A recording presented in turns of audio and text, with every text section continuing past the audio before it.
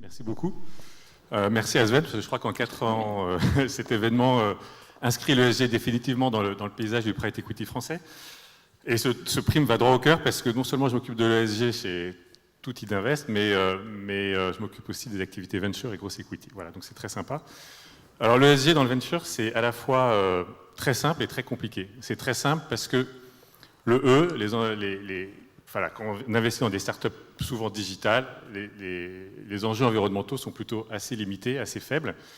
Alors nous, on étend ça à tout ce qui touche aussi les données, et donc on regarde de très près la protection des données, la sécurité informatique, mais ça reste quand même des enjeux environnementaux assez faibles. Le S, le social, c'est dans l'ADN même d'une startup. Le bonheur des employés au travail, la table de ping-pong ou le billard dans les bureaux, c'est une réalité. Mais surtout, l'association de tous les salariés dès le départ au capital de l'entreprise, c'est aussi quelque chose qui est une réalité. Pour vous donner un exemple, quand on investit dans Talend, c'était moins de 10 personnes. Quand elles ont fait leur IPO au Nasdaq, il y avait quasiment 20% du capital qui était détenu par les salariés à travers les stocks options, les BSPCE ou les actions gratuites. Donc c'est une vraie réalité, le social dans la start-up. Et puis la gouvernance, comme l'a dit Marie super bien, c'est une question de confiance. Parce que dans ce métier, on a la chance de pouvoir choisir les entrepreneurs avec qui on va travailler. Et donc, on choisit les entrepreneurs avec qui on va établir une relation de confiance. Donc tout ça, ça fait que l'ESG est assez simple. Et puis d'un autre côté, c'est super compliqué.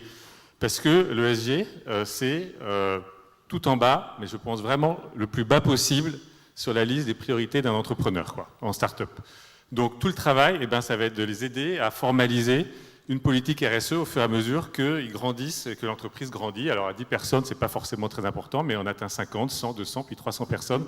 Et c'est là où on peut les accompagner le plus possible. Alors nous, chez Idinvest, on a beaucoup travaillé ces 3 dernières années à évangéliser l'ESG chez nos startups. Et je crois que maintenant, on va arriver dans la phase plutôt action.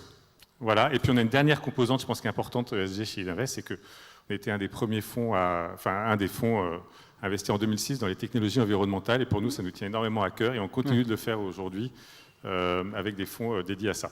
Merci beaucoup. Merci.